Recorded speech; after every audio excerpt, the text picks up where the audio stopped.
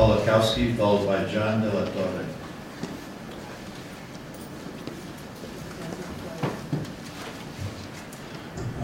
Council President, Council, it's been exactly 1 year today that the Chief Administrative Officer, Robert Perry, said that he would prepare a report about the management of Channel 27 by uPublic if they would be in compliance with the contract that they had signed with the city.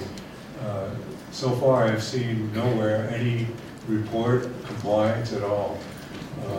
Stating it's been exactly a year, and I wonder if this is normal.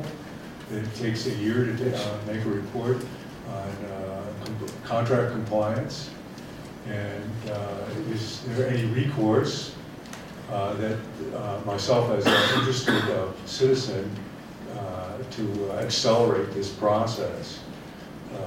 If you go back in the archive, you will see Mr. Perry saying that he would have such a report. The library gets books after many, many years. Somebody will return a book, 50, 60 years later.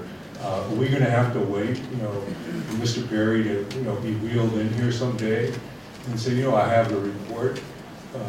This concerns a very sensitive issue. Public access is where, the average person has a forum and a podium to reach an audience greater than, about as big as this council chamber and out there, without, those of us who have no means. And again, a whole year. I was just wondering, is this normal? And is this standard operating procedure for council and for administration? Thank you. Councilor Sanchez. Thank you, Mr. Perry. You spoke to this council and stated that uPublic was at compliance. Have you followed up with their compliance, or where are we at with that issue right now? Mr. President, Councilor Sanchez, as you may remember, I gave a fairly detailed overview on our review and audit of compliance. We put uPublic on a provisional compliance status, and the last report I got, which was probably about a month ago, was that 2 of the 3 issues. One was ability to stream the broadcast was in compliance. The second one was with the commercial use of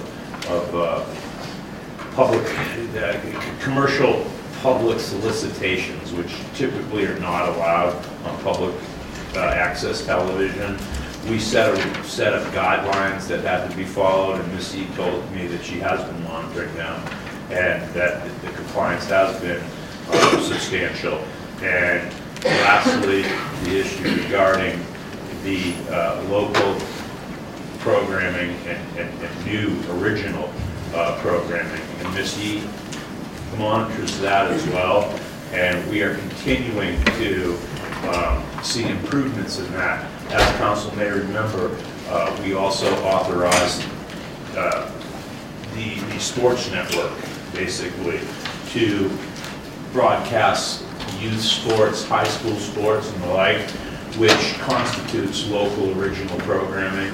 And with the advent of that, we believe that we're very close to what's required in the contract, because it had a fairly high number of original, I think it was 96 hours basically per week of original local programming, and we think it meets those requirements.